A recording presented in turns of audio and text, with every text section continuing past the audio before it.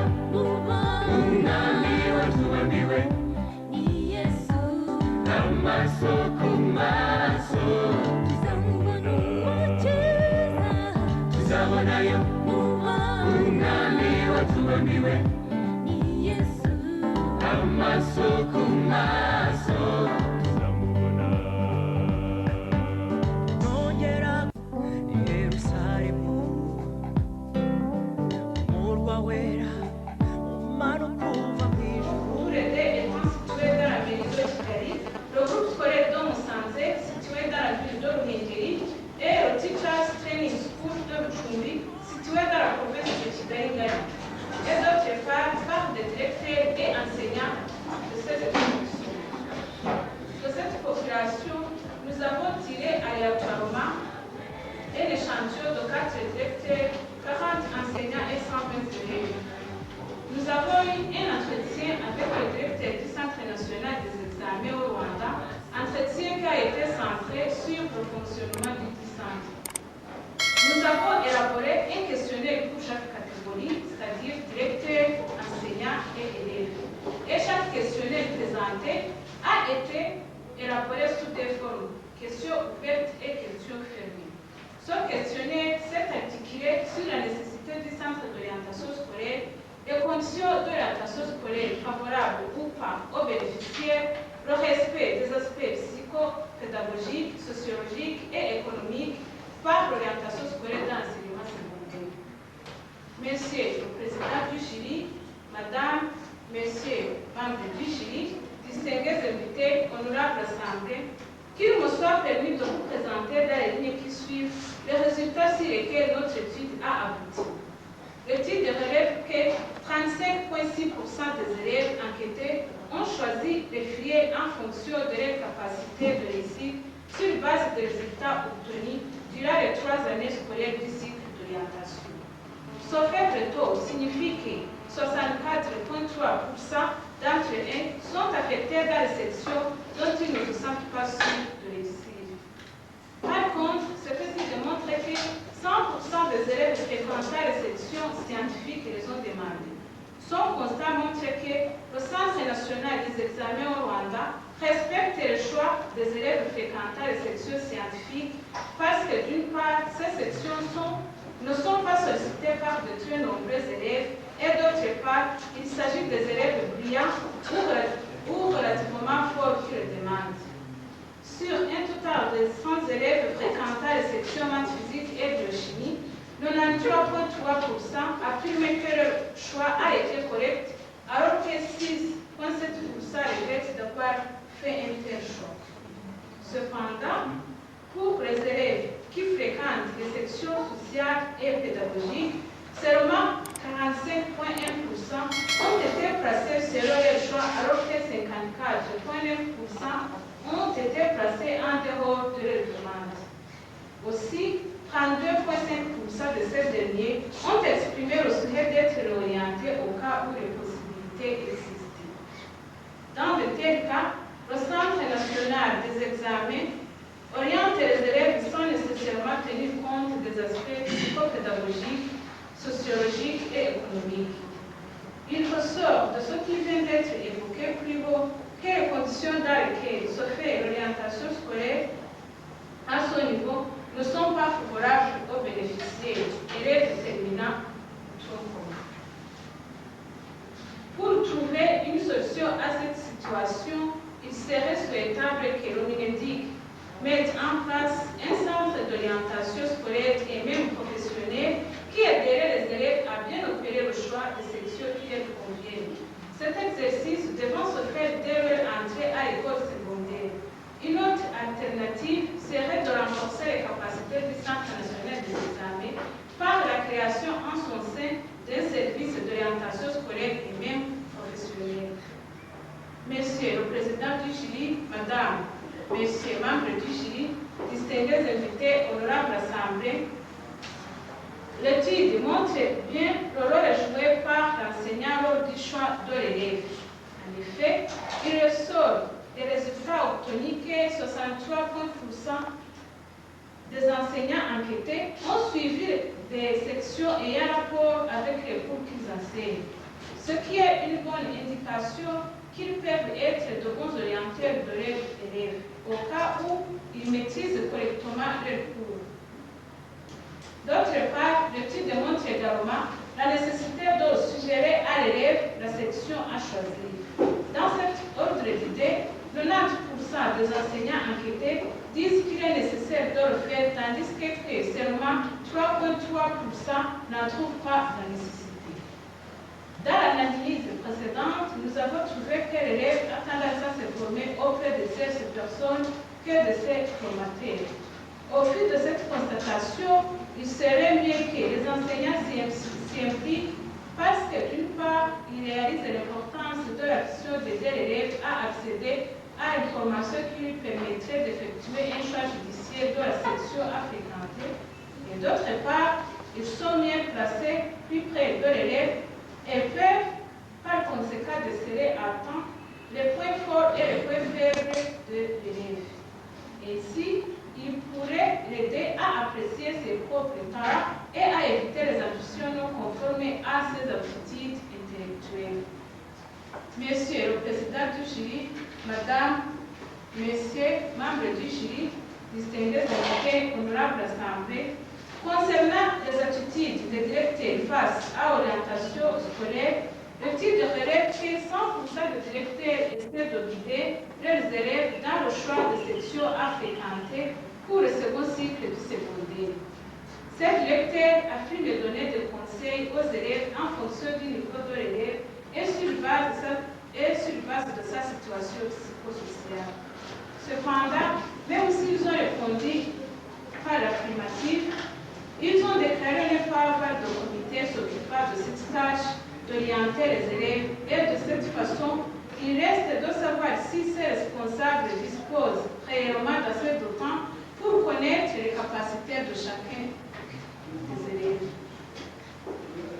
Monsieur le Président du jury, Madame, Messieurs les membres du jury, distingués invités honorables assemblées, pour conclure, nous pouvons répéter la plupart des élèves terminants du tronc commun ont besoin d'informations sur les différentes sections existantes au Rwanda avant d'opérer leur choix à la fin du tronc commun, ce qui leur permettrait d'opérer un bon choix de sections à fréquenter après le tronc commun.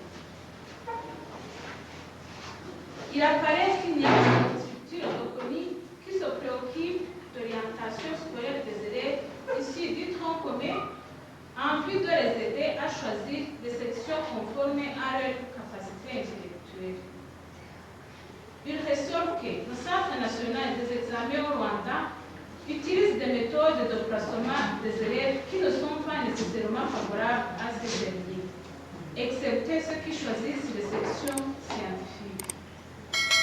Ce qui infirme notre hypothèse de départ qui était d'examiner si les conditions d'orientation scolaire au Rwanda sont favorables aux bénéficiaires élèves terminants du tronc commun. D'où nous avons émis des suggestions suivantes. Le Centre national des examens devrait créer un service chargé d'orientation scolaire qui pourrait préparer l'orientation professionnelle.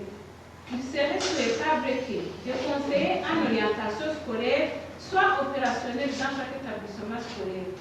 Ils devraient passer aux apprenants les tests pour qu'ils puissent mieux les orienter en tenant compte des aspects psychopédagogiques, sociologiques et économiques des élèves en respectant des goûts et sujets par rapport aux exigences du marché du travail. En fait, il devrait aussi organiser les formations pour les enseignants et les directeurs sur l'orientation scolaire et l'orientation professionnelle pour qu'ils soient chaque fois disposés à aider les élèves lors du choix de sélection. Et la parole à toutes sortes de personnes. J'aimerais faire enregistrer mes remerciements et félicitations à cette demoiselle, surtout en ce qui concerne la gestion du temps.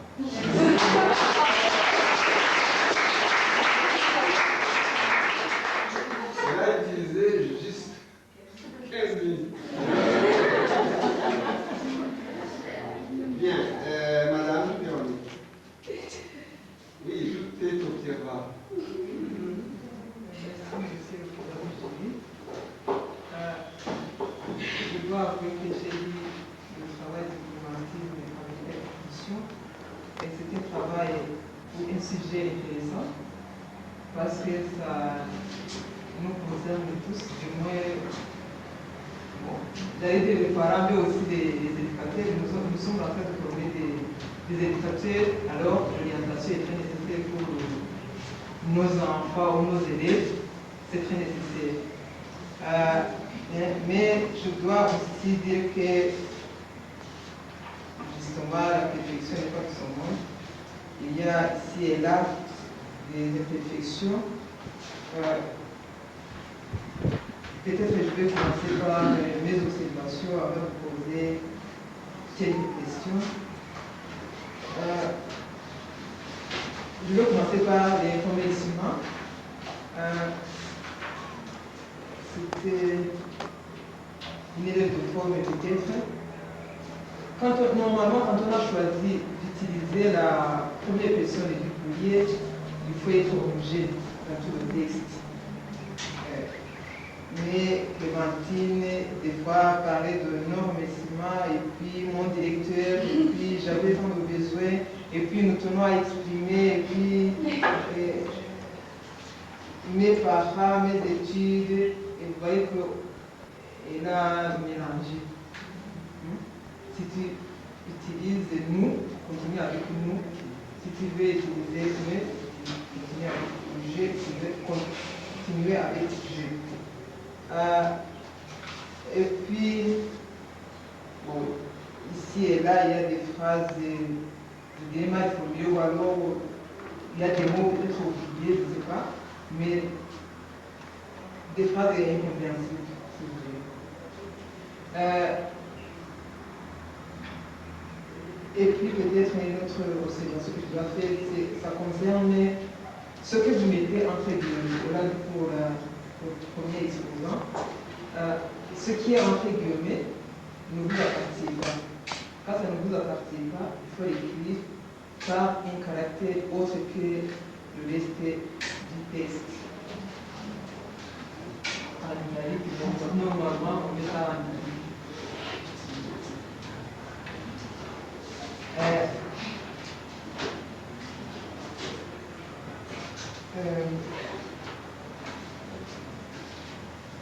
Et puis, il y a un problème que j'ai trouvé dans... Ou alors, c'est une observation parce que je ne vais pas poser une question là-dessus, mais c'est une élève d'au fond. Quelque part à la page 5,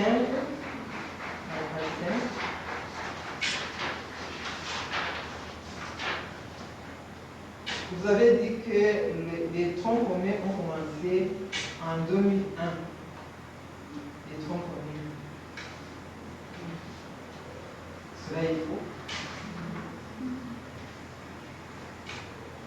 Et d'ailleurs, un peu plus loin, c'est à la page maintenant 14.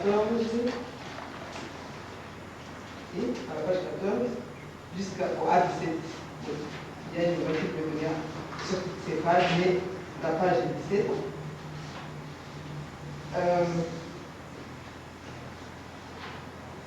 Vous avez dit que le cycle d'orientation, vous étiez en train de relater l'historique du cycle d'orientation dans le système éducatif rwandais, et vous avez dit que le cycle d'orientation a été introduit en 1990.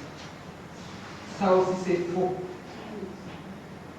Au début, vous avez dit que c'est en 2001, et puis en 1990, c'est faux aussi, parce que moi-même, j'ai fait le cycle d'orientation, et j'ai terminé mon cycle d'orientation en 1979.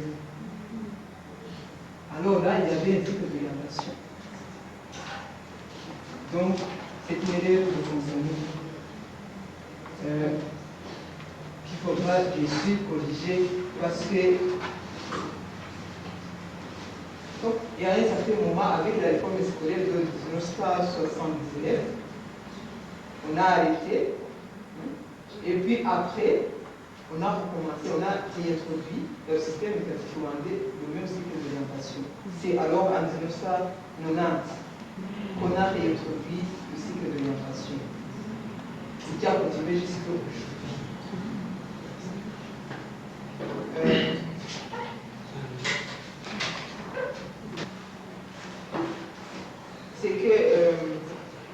quand on est en train de définir les concepts, donc c'était un problème, je dirais, comme vous savez que chez tout le monde, chez presque tout le monde, vous faites une liste de définitions. Vous avez le mot orientation. Telle a défini ceci comme ceci, telle a défini cela comme ceci, telle a défini ceci comme cela. Et finalement, qu'est-ce qui va avec votre travail? Donc, là, vous ne décidez pas. C'est-à-dire qu'il faut chaque fois opérationnaliser vos concepts pour adapter la définition à votre travail ou alors choisir parmi les définitions données une qui correspond exactement à votre travail. Sinon, ça n'a pas de sens.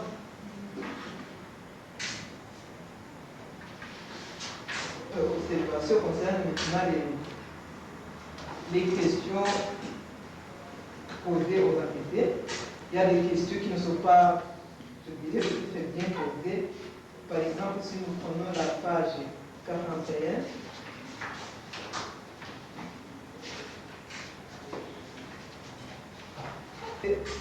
dans le tableau, enseignez-vous les élèves de la filière que l'on a suivi vous-même.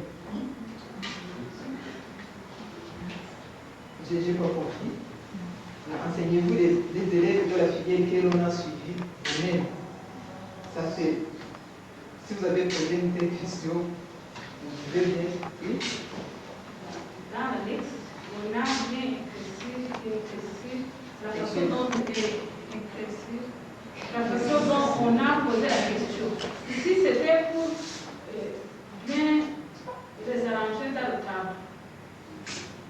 On a posé la question comme suit. Enseignez-vous des élèves de la filière que vous avez vous-même suivi. Cela est fait, mais ce qui est dans le tableau n'est pas. Quel on a suivi vous-même? Oui, c'est toujours le problème du code contrarié. On va y recours.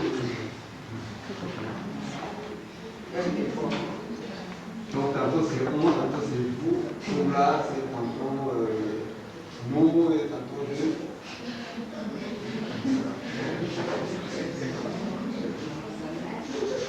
Et puis, bon, vous avez essayé de nommer ou de donner des noms à vos tableaux, mais qui finalement, on trouvait que ça ne va pas avec ce qui se trouvait dans le tableau même. Et ici, le tableau numéro 5, vous avez dit rôle de l'enseignant lors du choix de l'élève. Rôle de l'enseignant. Mais en introduisant ce tableau, vous aviez dit l'appréciation des enseignants sur la façon d'orienter. À l'orientation scolaire. Et dans les variables que vous avez mis dans le tableau, il y a là, vous avez dit parler des réseaux avancés par l'élève pour avoir souhaité la réorientation. Donc vous avez mis, il y a un chapitre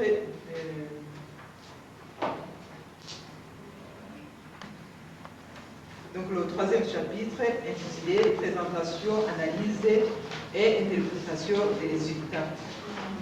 Dans ce chapitre, quelque part, vous avez mentionné des suggestions, des solutions, alors qu'il y a un titre qui parle justement des suggestions.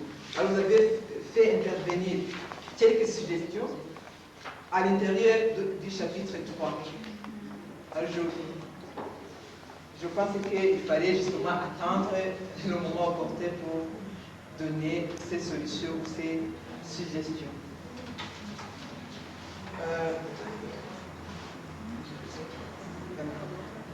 Et puis, il faudra encore corriger il y a un tableau, vous avez peut-être le papa.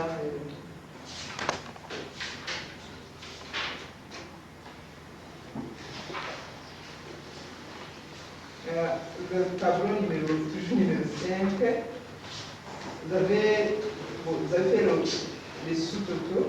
Il y a un sous-total, vous avez marqué 60 alors que c'est 30. Tableau numéro 5, à la page 41. Voilà, bon. Pour d'autres remarques, surtout concernant, par exemple, la bibliographie, il y a aussi des fautes. Là, vous avez marqué des références sans lieu d'édition, ou alors lieu d'édition, maison d'édition, université, ainsi de suite. Là, vous allez me voir et nous allons corriger ensemble. Et puis, alors, des questions.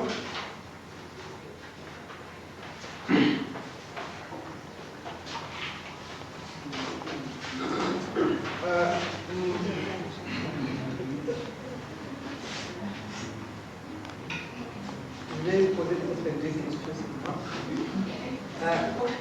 Scolaire Dom Santé et le Teachers Training School. Ces élèves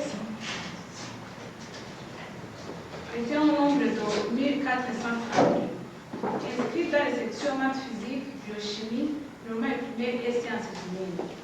Les enseignants étaient au nombre de 123 et les directeurs étaient au nombre de 4 de ces écoles. Ainsi, la population d'échantillons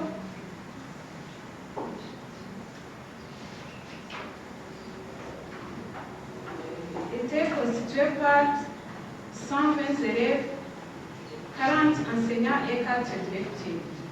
Nous avons utilisé l'échantillonnage raisonné parce que même dans la nature du sujet, nous étions obligés de s'adresser au deuxième cycle de l'enseignement secondaire.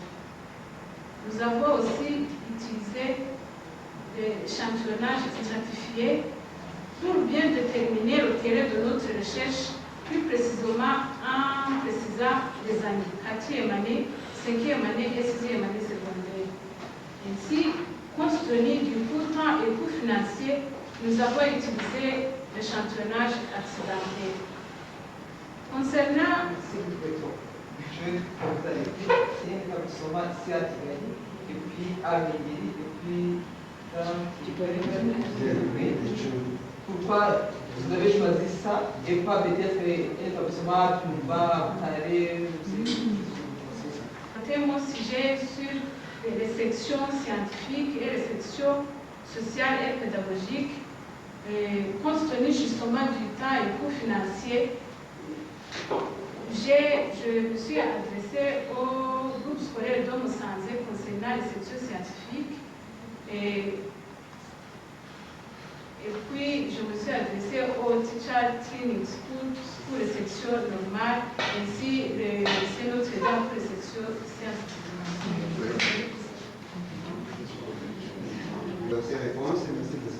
Concernant la deuxième question, nous avons dit que le cycle d'orientation scolaire au Rwanda n'est pas officiel parce que selon les interviews menées avec le directeur du Centre national des examens au Rwanda, nous a dit qu'il n'y a pas le centre, le service chargé d'orientation scolaire. Ainsi, normalement, on n'oriente pas, mais il nous a dit qu'on oriente en tenant compte des résultats obtenus par l'élève. Ainsi, les établissements réputés forts prennent les élèves les plus brillants. Et pourquoi est-ce qu'on demande aux enfants de choisir? Justement, le choix des sections. c'est la formalité.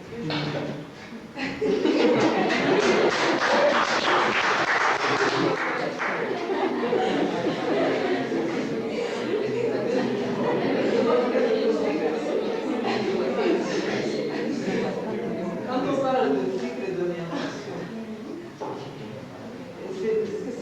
c'est peut-être confondu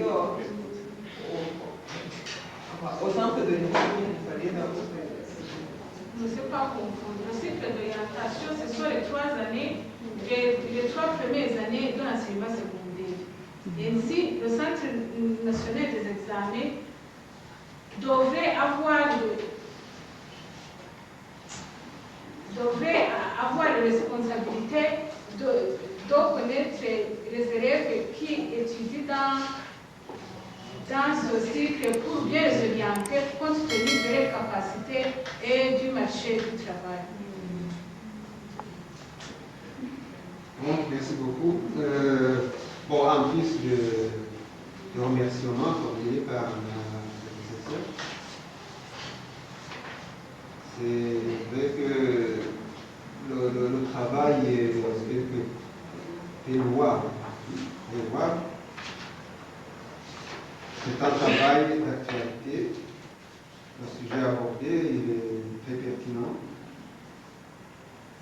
c'est un problème qui préoccupe tous les éducateurs, et les parents et les élèves. Donc, c'est un travail vraiment qui demandait, qui méritait cette initiative de recherche. Alors, mes observations de faute et de grammaire. Le nom et le vous, il en a parlé, mais ce qui est plus grave, c'est que si il rentre à votre travail, on ne sait pas si vous êtes homme ou femme. C'est très grave. Je vous ramène à la page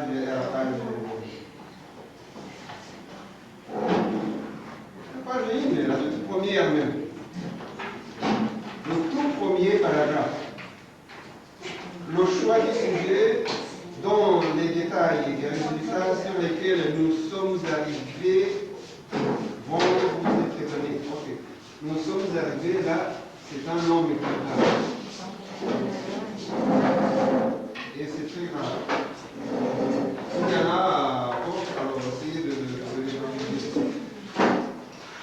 Et on dirait que vous ne savez pas encore l'utilisation des majuscules et des minuscules. Ça aussi, c'est grave. Page 2, le tout dernier paragraphe. Honorable Assemblée, et vous vous adressez aux honorables. Et vous dites au cours de notre étude, avec un tout petit A. Vous êtes là? Et il y en a encore. Ce sont des fautes vraiment auxquelles il faut penser dans la rédaction d'un travail. Pour ne pas prendre beaucoup de temps là-dessus, j'avance sur la méthodologie. Madame Véronique en a parlé un peu. Il est bien que vous avez pensé à mener votre travail de recherche dans différentes provinces, dans différents districts, différents établissements, d'accord, c'est bon. Mais il fallait nous dire pourquoi vous avez choisi justement à mener votre étude dans ces endroits. Qu'est-ce qu'il y a de particulier? Est-ce que c'est qu'ils sont représentatifs de ces endroits? Est-ce que c'est que le problème est plus grave, plus accentué dans ces endroits? Vous nous dites pourquoi. Il faut dire au lecteur pourquoi le travail est orienté dans ce domaine particulier. Et toujours dans la méthodologie, vos choix même des échantillons. Très souvent, les gens ont tendance à dire mon choix a été accidentel, mon choix a été aléatoire. Ok, c'est facile à dire, mais l'aléatoire, le choix aléatoire est fait au sein d'un choix raisonné. Et il faut préciser ces raisonnements. Par exemple, je me demandais pourquoi. Bon, je comprends bien pourquoi le deuxième cycle, plutôt le tronc commun, c'est parce que c'est là où l'on commence à s'orienter. L'orientation concerne cette partie de l'information. Mais pourquoi ces sections maths et physique, normale primaire, biochimie, pourquoi ça? Néanmoins, Clémentine, c'est peut-être la dernière question que je te pose. Je t'ai posé pas mal de questions. Qu'est-ce que tu peux dire à cette assemblée qui te voit ici? Quels étaient les problèmes que tu as rencontrés? Quelles étaient quand même les joies que tu as rencontrées? Donc, ce qui est bon et mauvais lorsque tu faisais ton travail, lorsque tu faisais des recherches. Parce qu'il y a des étudiants et des étudiantes qui vont faire ça. Je voudrais que tu partages en une phrase, deux phrases, quels sont les problèmes rencontrés et quelles sont aussi les bonnes choses que vous avez rencontrées pendant ton travail. Qu'est-ce que tu vas rassembler? Je peux citer l'insuffisance de personnes qualifiées en orientation scolaire, ainsi que les documents traitant au sujet ainsi que les documents relatifs à l'orientation scolaire. Aussi, le temps imparti pour effectuer le travail nous a semblé court. Et certaines questions n'ont pas été répondues pour des raisons inconnues. Ce sont des problèmes. Collègues qui m'ont aidé, je vous remercie aussi. Je remercie les membres du jury et l'honorable assemblée qui l'a eu.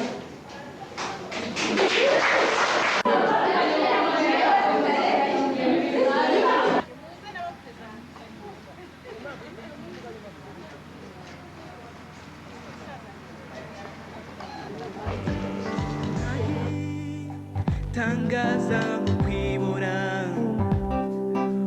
uri muri icyo gihugu cyiza cyane ureba ibyiza amaso yacu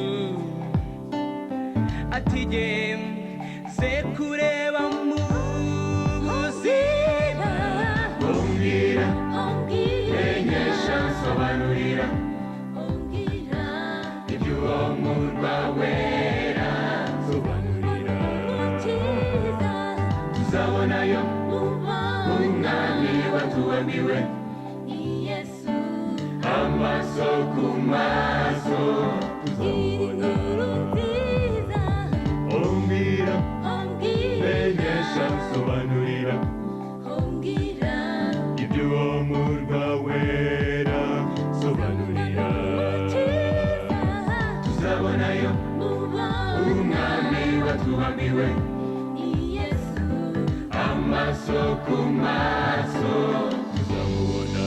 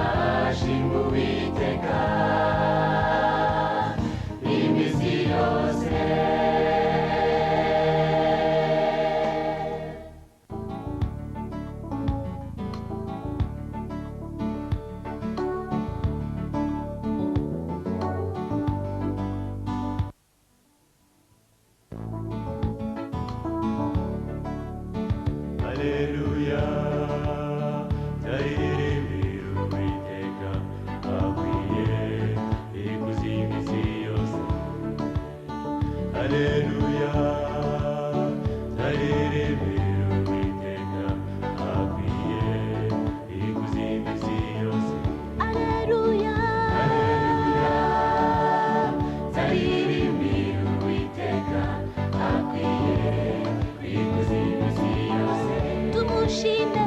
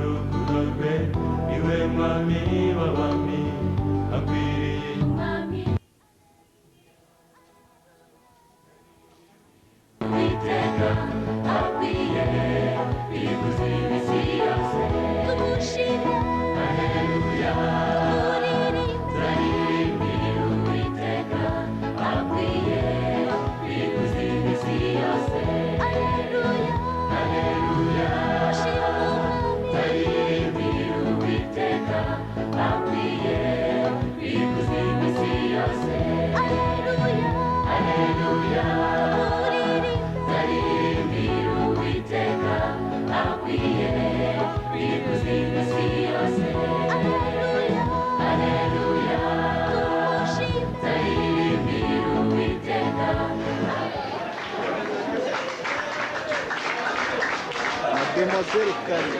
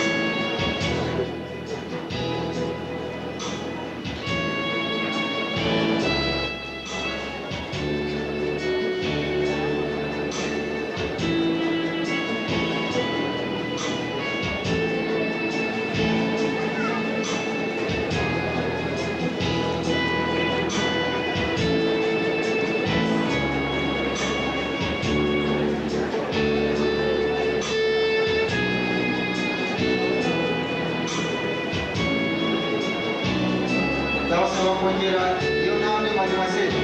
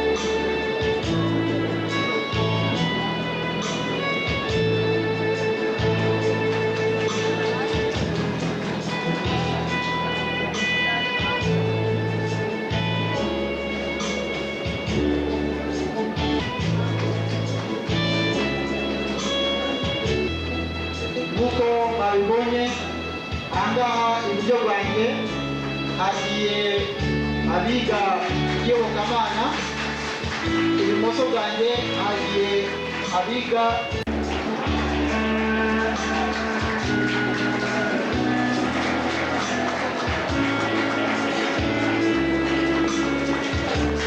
turabashimiye cyane, baratambukana imbaraga.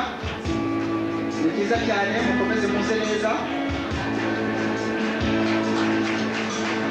Nabo ku ngofero zabo hari twa tundi tugaragaza aho bigisha hakurikijwe umuhondo, umweru n'ubururu.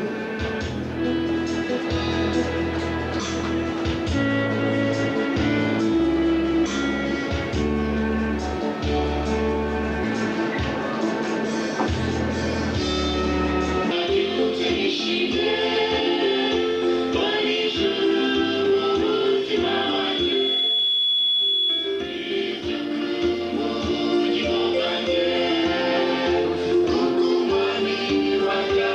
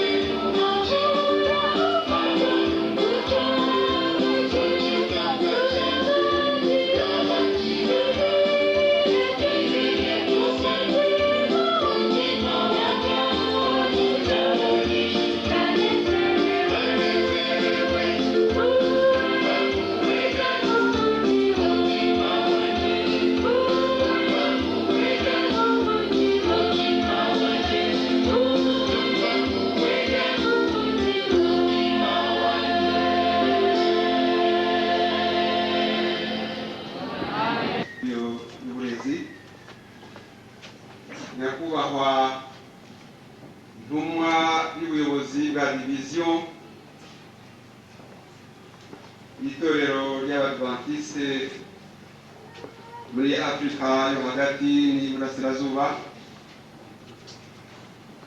nyakubahwa muyobozi wa kaminuza y'Abadventiste, nyakubahwa muyobozi uhagarariye itorero ry'Abadventiste mu Rwanda, namwe bayobozi bamwungirije muri ubwo buyobozi mu Rwanda, ba nyakubahwa bagenzi bacu bakuriye za kaminuza zitandukanye hano i Kigali bitabiriye mu butumire, babyeyi, inshuti z'aba banyeshuri barangiza uyu munsi, namwe bavandimwe mwese mwitabiriye ubutumire bwacu, mu izina ry'umuryango wa kaminuza y'Abadventiste y'Afurika yo hagati dukunze kwita Mudende, yobozi umuryango mwumve ubuyobozi bw'abanyeshuri Yesu. Mbese muraho?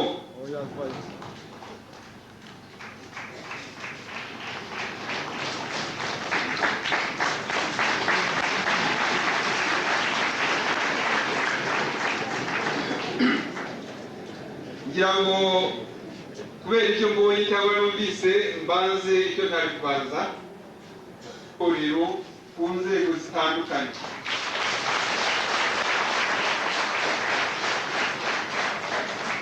Murakoze cyane. Nk'uko nababwiye, iyi ni kaminuza y'itorero ry'Abadventiste, dukuriwe n'ubuyobozi bw'iryo torero mu Rwanda, ariko za gahunda zose zo kwigisha z'ubuyobozi ziyoborwa ziturutse ku rwego rwitwa division. Division ikaba ari ijisho rya General Conference iri i Washington.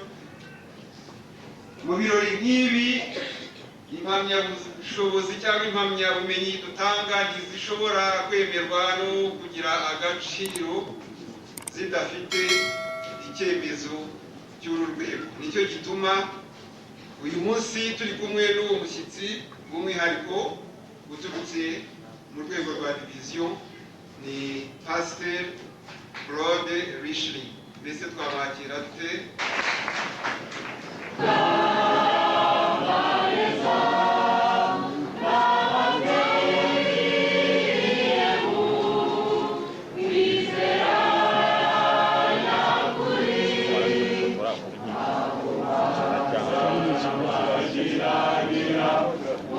Amen.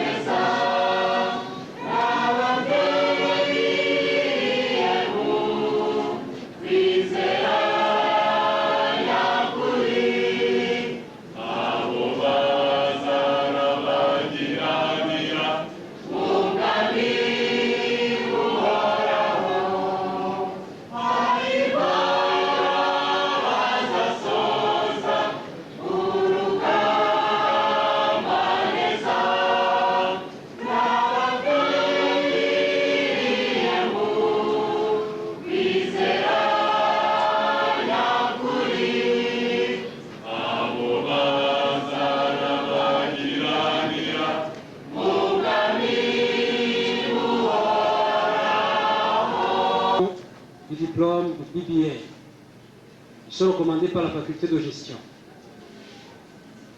Tous ces candidats ont accompli toutes les exigences académiques de la faculté et ils sont prêts à recevoir le diplôme inspectif.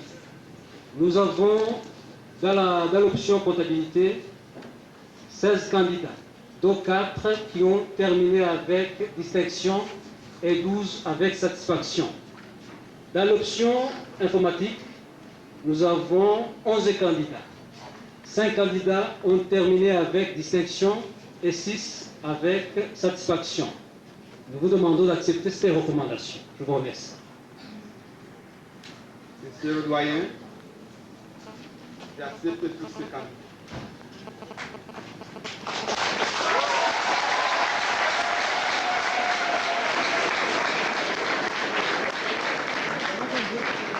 Kabasha Rutigunga Alphonse.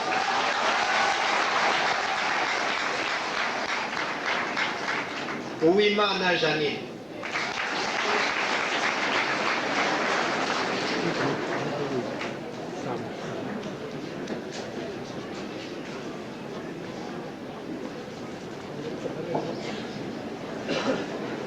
Félicité.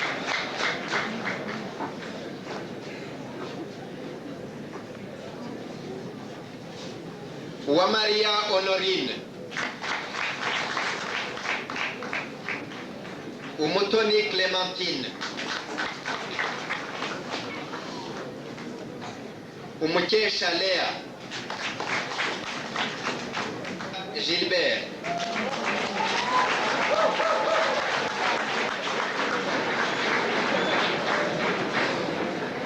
Muremgayire Alice.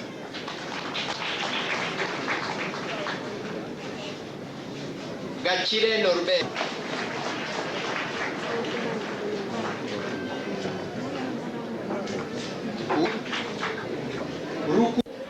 bitoranijemo umwe muri bo akaba ari we duhaye umwanya ubungubu kugira ngo abashe kuvuga ijambo mu mwanya w'abanyeshuri bose. Tumuhaye ikaze.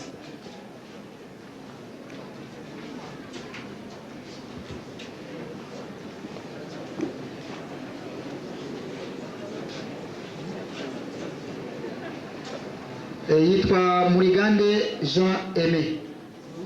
Plénière des églises adventistes au Rwanda, pasteur recteur de l'Université adventiste d'Afrique centrale, pasteur président des associations des églises adventistes, mesdames, messieurs, professeurs de l'Université adventiste d'Afrique centrale, famille membres de lauréats de la 12e promotion, chers collègues, bonjour. On est de lauréat de la 12e promotion de l'Université adventiste d'Afrique centrale. Permettez-moi de vous transmettre mes vifs remerciements quant à votre présence qui vient honorer cette journée. Il est clair que l'avènement de cette date n'est pas fruit de nos seuls efforts, mais plutôt celui des efforts conjugués de plusieurs personnes. Qu'il me soit permis de louer l'Éternel, notre Dieu, pour son amour qui nous a guidés tout au long de notre séjour à l'université et qui couronne de pareils succès le dur labeur de l'étudiant à tous les niveaux. Notre gratitude va vers l'Église adventiste du 7e jour pour sa participation au développement de la nation par la création des institutions éducatives telles que l'université qui nous a hébergés et pour son octroi des bourses d'études, dont 6 de ses lauréats. Nos sincères remerciements à l'endroit de l'Université adventiste d'Afrique centrale font référence à son éducation spirituelle et intellectuelle dont nous sommes produits. Nous sommes fort reconnaissants à l'égard du Fonds national d'assistance aux rescapés du génocide, FARGE en sigle, qui n'a ménagé aucun effort en ce domaine, et voici qu'aujourd'hui, 49% de ces lauréats furent ces boursiers. D'une manière particulière,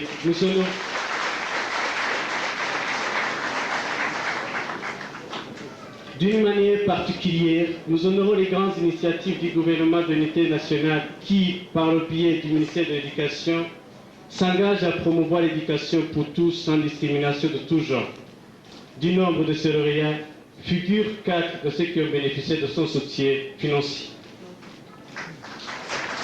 De loin ou de près, ont contribué d'une façon ou d'une autre pour qu'on arrive à cette journée de joie et de succès. Excellence, Madame la secrétaire d'État au ministère de l'Éducation, Monsieur le secrétaire associé de la division de l'Afrique centrale, Monsieur le recteur de l'Université adventiste, distingués invités, notre séjour à l'université ne va pas s'éclipser dans l'ombre des années. La persévérance qui nous a caractérisés nous a doté des qualités qui nous ont permis d'endiguer toutes sortes de convenances sociales qui surgissent en bien d'autres institutions. Ceci peut se vérifier par de bonnes relations qui ont existé entre l'administration et l'université, de l'université et ses étudiants. Nous n'avons pas manqué aussi à nous rendre utiles à la communauté de l'université parce qu'en fait, nous avons inauguré la revue hebdomadaire ERECA au mois de décembre 2003. C'est moi. Permettez de remémorer notre gratitude à vous tous qui, de l'heure ou de près, avez contribué à bien mener cette tâche couronnée par le droit du bachelor degree, tout en vous garantissant que les efforts pour nous ne seront jamais jugés inutiles. Merci.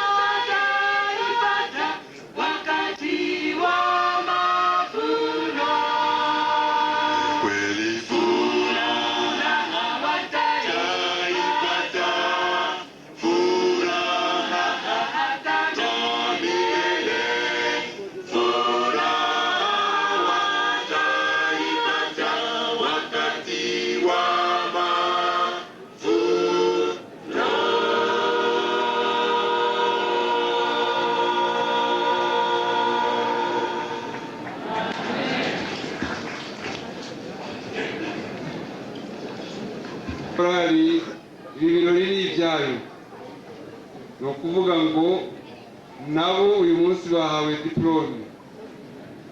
Umwe mu banyeshuri bacu bahawe diplome uyu munsi ni umuririmbyi muri iriya korali.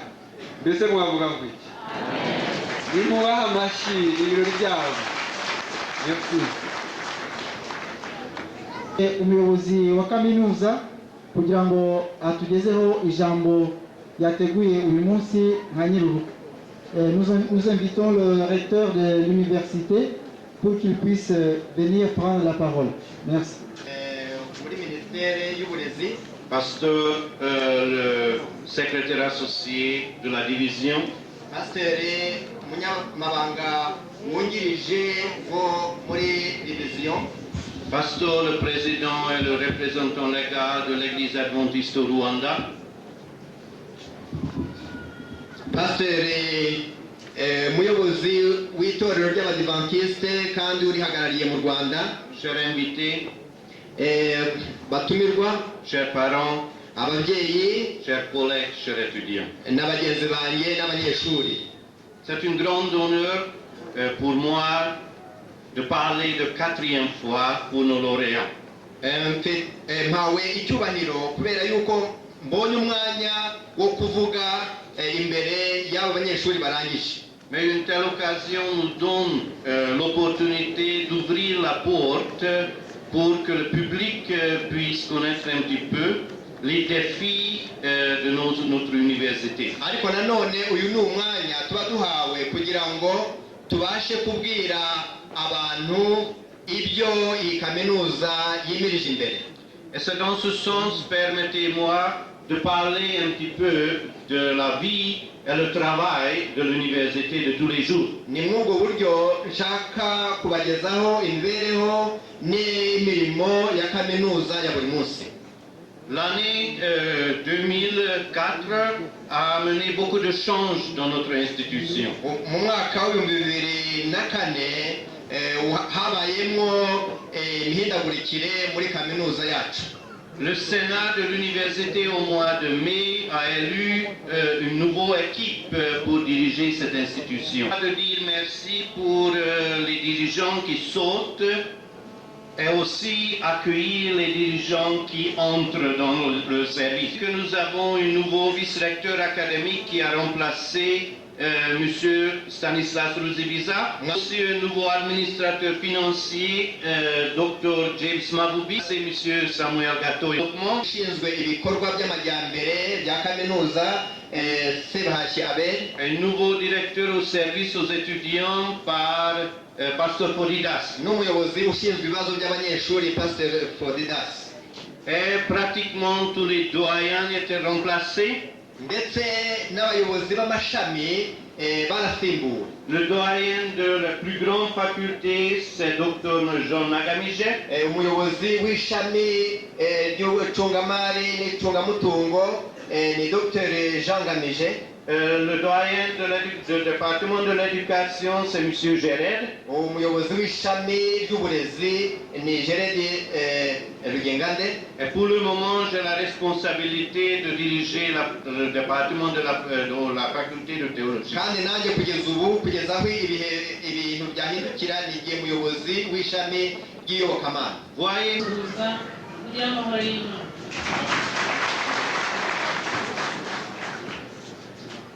uyu munsi rero ni uw'ibyishimo kuri mwebwe ubwanyu banyeshuri mwarangije no ku banyarwanda twese aho turi hose kuko igihugu cyabibarutse ubu cyungutse muri mwebwe abanyabwenge b'ingeri zose. Izo mpamyabushobozi mwabonye mugiye kuzikoresha mu buzima bwo hanze. Ubu rero mugiye kujya ari koko impamyabushobozi, kandi sinshidikanya na gato ko mwungutse ubumenyi n'ubushobozi bizafasha guteza igihugu cyacu imbere, ariko kandi mutiyibagiwe. Ni umwanya rero mugiye kwerekana uruhare rwanyu mu kuzamura igihugu cyacu. Ubu rero urugamba nibwo rwatangira.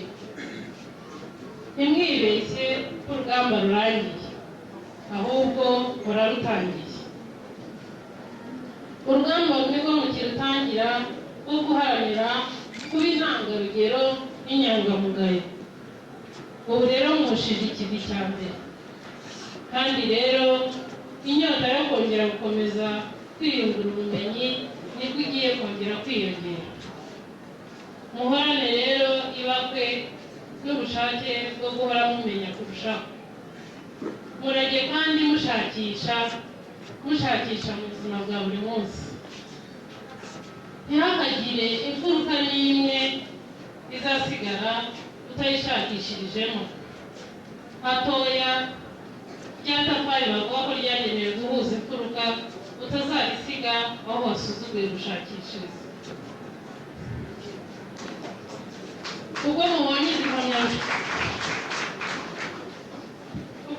izi mpamyabumenyi rero ubu ni akanya ko kwibuka ko imikorere yanyu imigenzereze yanyu igomba kugira aho itandukanira n'utaragize amahirwe nk'ayanyu. Ubu buri wese aho ari abahanze amaso ngo none ejo cyangwa ejo bundi wazamugirira akamaro, cyane cyane abo mukuriye, abo musize aha ngaha, barumuna banyu n'abandi twese. Barumuna banyu musize aha ngaha cyangwa mwasize muhira, bose babahanze amaso ngo bagere ikirenge mu cyanyu. Aho mugiye hose muzabe umucyo w'amahoro kandi muzabe umusemburo mwiza. Tubifurije urugendo rwiza. Umunyamabanga wa leta ndabasaba kugira ngo tumagire amashyi yo kumushimira.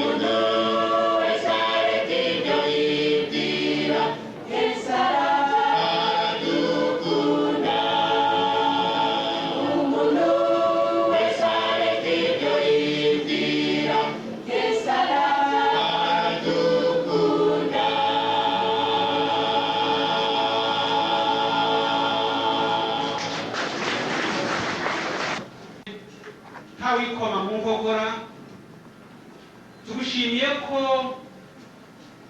watumye tudapfa guheriheri wanga ko dukomeza kuguma mu bujiji maze ushaka uburyo bwatuma dukomeza kukwiga kugira ngo tukumenye maze tugukundisha abandi. Tugushimiye cyane ko waduhaye amahoro kugira ngo ibyo dukora byose tubikore mu mahoro yawe utanga. Tugushimiye ko washyizeho iyi porogaramu yo kugira ngo iri shuri ribeho rizabashe kuwukorera ndetse no kugeza kuri benshi. Tugushimiye ko wabyaye uraheka urarera, none mwami tukaba tugeze muri uyu munsi w'ibyishimo. Ndagusaba kugira ngo ibyishimo byacu byo kugarukira aha ngaha, ahubwo ibyishimo byacu dukomeze tubikugaragarize mu mikorere yacu, mu migire yacu, mu magambo tuvuga, mu nshingano dufite. Ndagushima mwami kuko watumye uru rubyiruko rubasha kurangiza, rwanyuze muri byinshi si ugushidikanya, ariko mwami wakomeje kubongera imbaraga. Ibyo mwami turabigushimiye. Tugushimiye nanone yuko urugendo batarurangije, ahubwo barukomeje. Hari abagiye mu mirimo itari imwe, hari abandi bagiye gukomeza amashuri yabo. Ndagusaba mwami kugira ngo bose bahirwe nawe. Ndasaba imiryango yabo yakomeje kuba bugufi, ngo nanone ikomeze kubatera inkunga, kandi inkunga dushaka cyane cyane niturutse kuri wowe. Nuko rero mwami ndagusaba kugira ngo twese abaje kwizihiza uyu munsi mukuru twese duhirwe nawe, kandi turasabira ishuri na porogaramu yaryo ikomeje. Ntabwo ubwabo bakwibashisha keretse byose biturutse kuri wowe. Ndagusaba mwami ngo imbaraga ituruka kuri wowe ikorane n'abayobozi b'iri shuri. Turagusaba kandi kugira ngo igihugu cyacu cy'u Rwanda gihe amahoro, kuko nta handi amahoro ashobora guturuka keretse aturutse kuri wowe. Benshi murashaka guhorera abana banyu, inshuti zanyu zarangije, no kubafelicita, kumva hari n'abafite indabyo n'ibindi, ndetse nzi ko mwanateguwe n'iminsi mikuru. Nyamara rero bagira ngo mwihangane gatoya, aba ngaba barangije hari ntabwo ugiye gukurikira ituro ryanjye.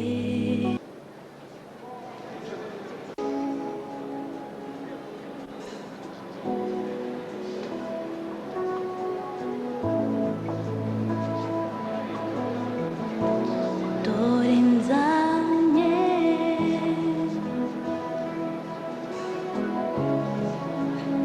ituro ryanjye, mwami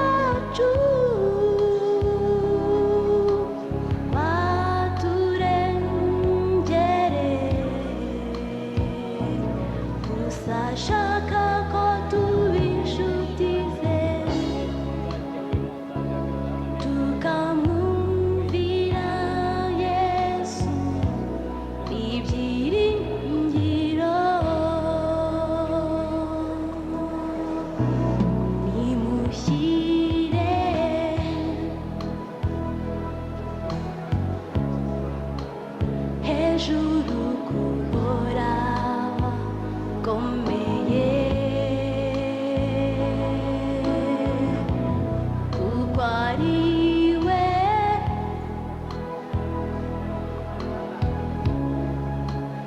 dukesha kubaho kwacu.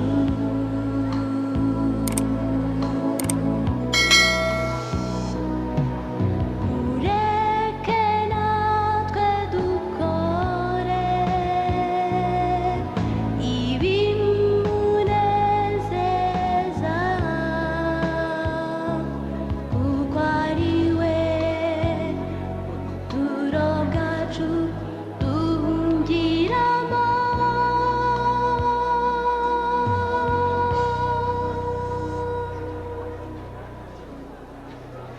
Niwe mbaraga zacu, umwami w'icyubahiro, n'ukura ri mu ruhande rwacu,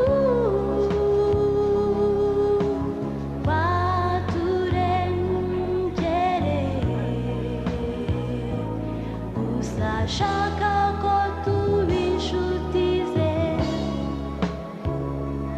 tukamwumvira Yesu ibyiringiro, gusa ashaka ko tuba inshuti ze, tukamwumvira Yesu ibyiringiro.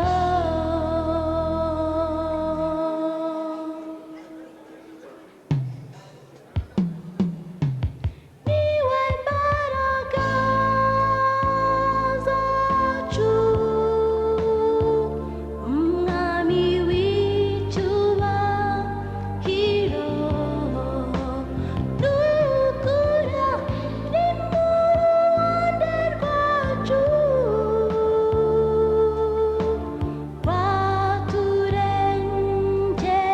waturengereye, gusa ashaka ko tuba inshuti ze,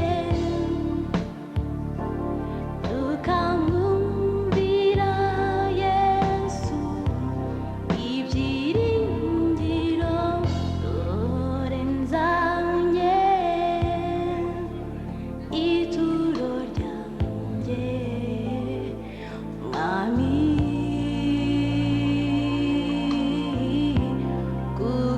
kugutura.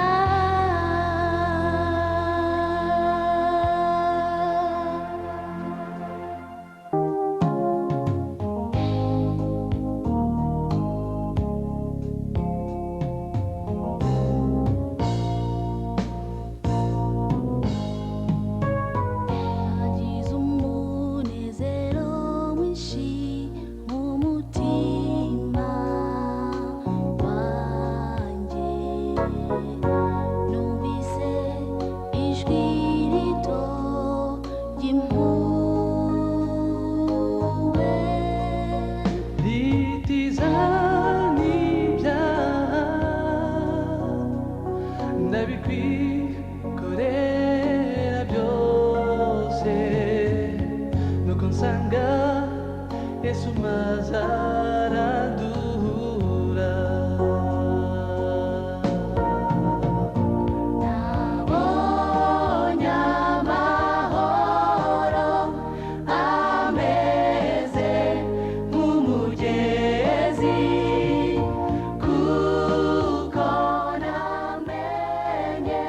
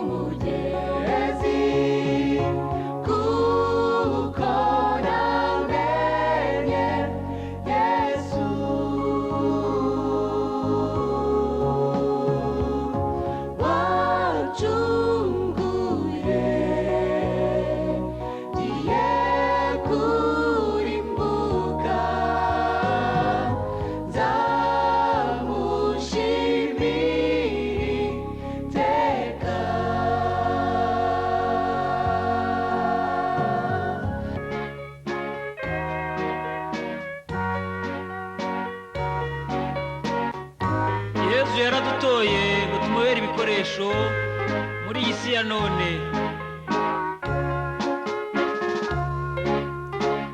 Iyi si ikeneye amahoro, amahoro ava kuri Yezu. Muvandimwe, nawe Yezu aragushaka, umubere umuvugizi aho uri hose.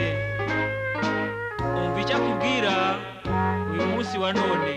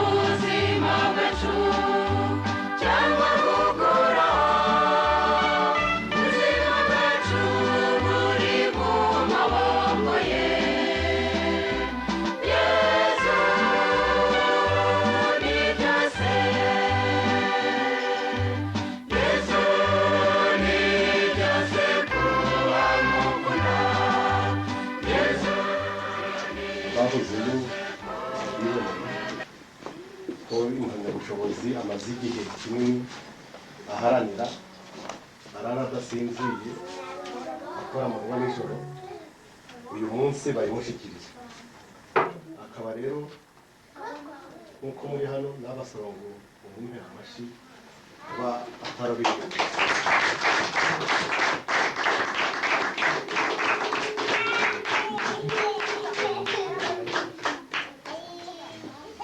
ntabwo ndi buze kuvuga menshi gusa icyo ndi buze kuvuga babwira ko umukobwa wa Fitina yitwaye neza cyane ntabwo yitwaye nk'abakobwa b'iki gihe bagera mu mujyi bagasamara akibagirwa n'icyabazanye we yaraje aba umwana wo mu rugo yamenye icyamuzanye kugeza n'ubwo abonye impamyabushobozi ntabwo ndi buze wenda kurambirana kuko ijambo rikuru numva ryavuga na Papa Tina wenda naba ndekeye aho murakoze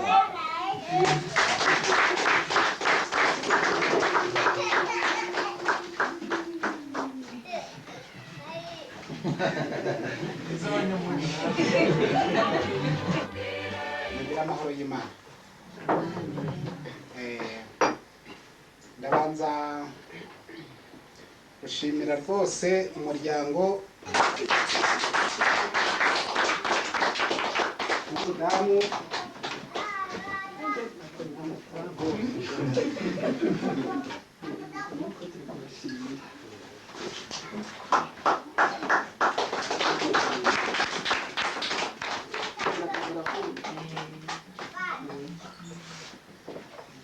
abivuze umwana bakunze kumwita Tina ariko nk'abatamuzi wenda arizi cyane ni Clementine Mutoni ubwo n'irindi no guhina atangira hano imudende nk'uko bakunze kuhita ni ibintu byari biruhije kugira ngo ashobore kujya abona ahantu aba umuryango abamo kandi ashobora no gukurikira amasomo ye nk'uko yabyifuzaga. Ubwo rero uyu muryango wa Sebuhoro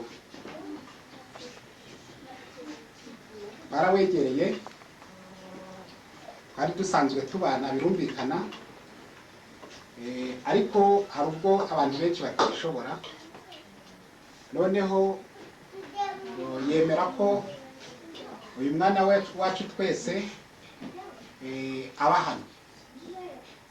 Imyaka 4 ntabwo ari mikeya burya hari ubwo umuntu acumbikira umuntu akavuga ati nyuma y'icyumweru arataha bikaba ukwezi ariko ibyo ari byo byose imyaka 4 ni myinshi.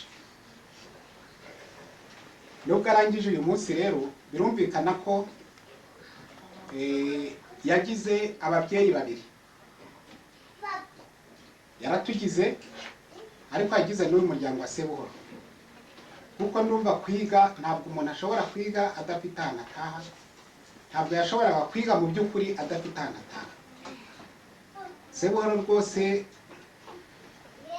ubundi yabaye nanjye ntanga diporomu ariko nzayandika rwose abantu bazagera hano bazajya babona ko afite seritifika ya merite rero nzayandika rwose kuko nta kindi numva namubwira nawe ayikura rwari rugihari nayo nzavuga niwe ndazareba niyindikisha inka izabyare hanyuma nzamuha inyana ariko rwose ntabwo nzamuha inkoko muhaye inkoko nziza rwose yinuza Vivensi niwe kwiye ntabwo nayihase wowe ariko nzayishakira Vivensi nziza azajya ayireba ubu twibutsa rwacu. Hanyuma ikindi rero ubwo umwana we ni ukumushima nyine yuko yarakoze koko nk'uko Parensa bivuze kuba yaramenye ko agomba kwiga agatsinda. Hari ubwo umuntu yiga ntatsinde kubera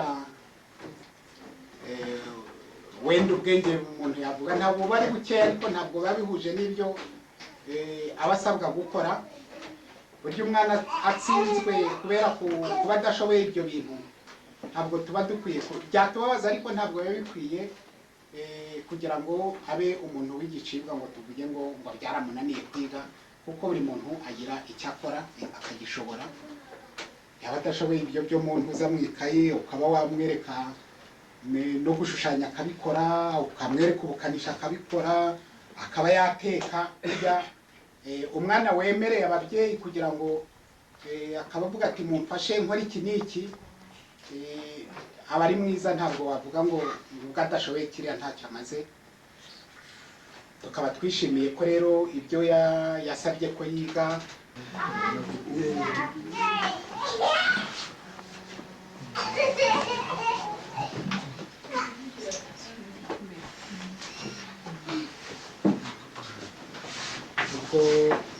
ndumva ntabwo ijambo riraba rirerire, ahubwo mu kanya ndumva turi buze no gusezera tukajya gufata imodoka tugataha. We azatubwira igihe azasubiriza ikanzu y'abandi. Ndumva haratarayitahana mu rugo, ndetse niba ndumva cyangwa ububasha, ariko ubwo we rwose ahari arisanga. Ndumva nta yandi magambo navuga uretse kongera gushimira. Mwarakoze cyane rwose, Valens reka nongere, ntabwo mwarakoze cyane rwose, mwarakoze.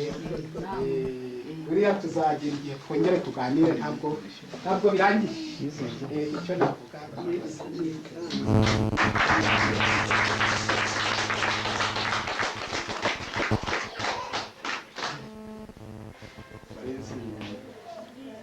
abasha kututanira hano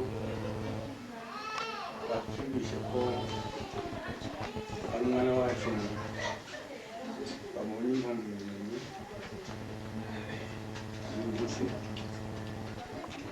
Abenshi twari duhari twabibonye mu byari byiza. Umubyeyi Karoli bambwiye ko byamushimishije ko Valens yashoboye kumufasha. Kuba natwe twava hano iyo tutabyishimiye ngo twereke ko twishimiye, nimba haba hari ikibuzemo. Bana Valens rero uragira uti umwana yaje hano aje guhaha ubwenge, yabyitwaramo neza, none uyu munsi tumusaba. Karoli nawe ati hano Valens Imana yaje yisanga, ageze hano mu rugo rw'umuvandimwe mufata neza. Mwarakoze.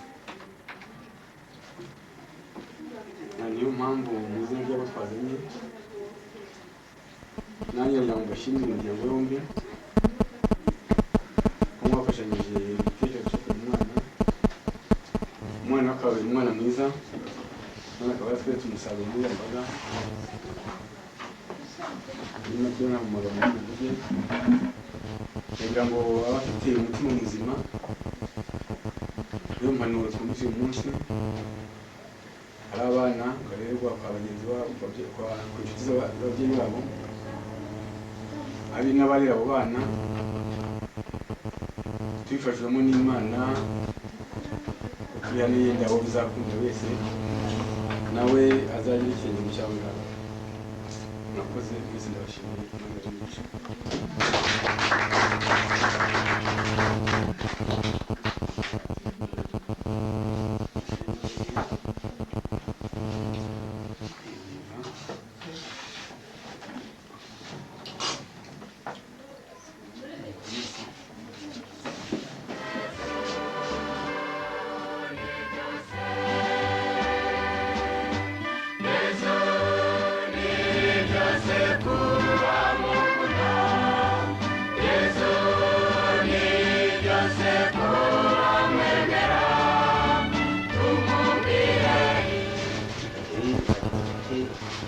ariko wenda akantu gatoya ukamushyikirize umuryango rero mu gatabo nabona akanya azajya agasoma kari hano kana muri za mbaraje nabujije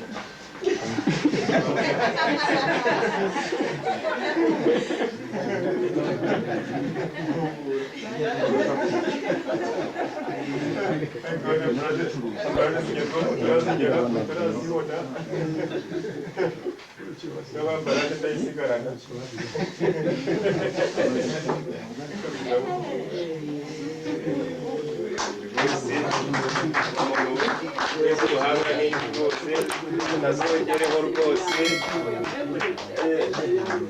nazongereho ubwo buhanga bwo gutinya Imana nuko amazi ubwo bombi buzajyanirana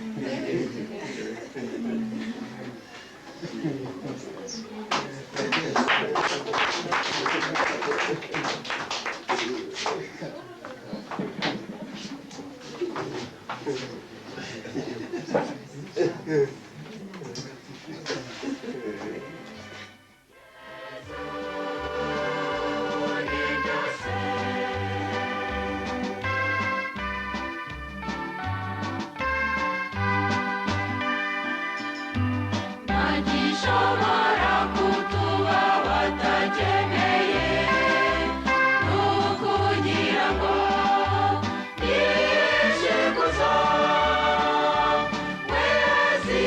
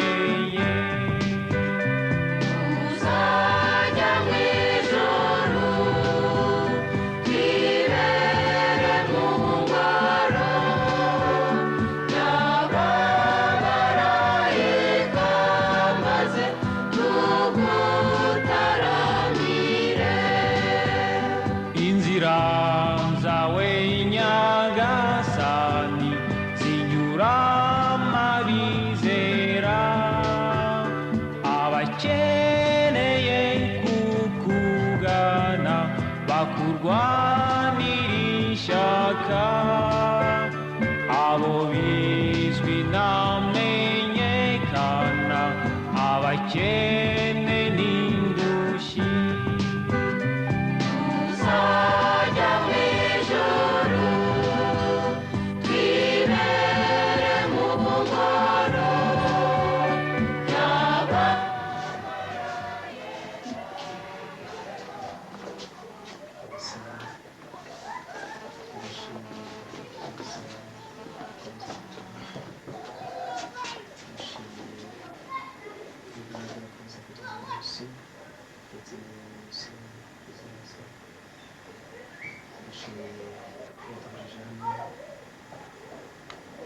ikimenyetso cy'uko iteka ryose yifuza ko abana bawe baba hamwe bakubana bagashobora byose cyane bagasoma igiye gukomeza gahunda bateguriye gushaka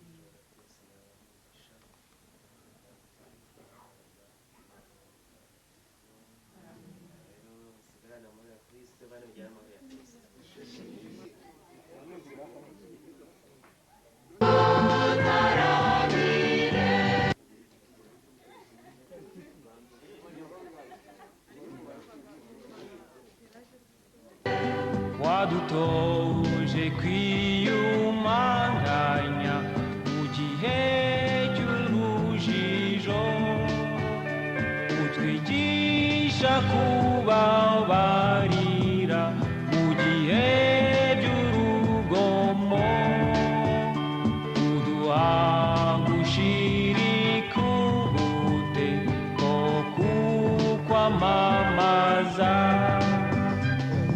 tuzajya mu ijuru, twibere mu ngoro y'abamarayika, maze tugutaramire. Singizwa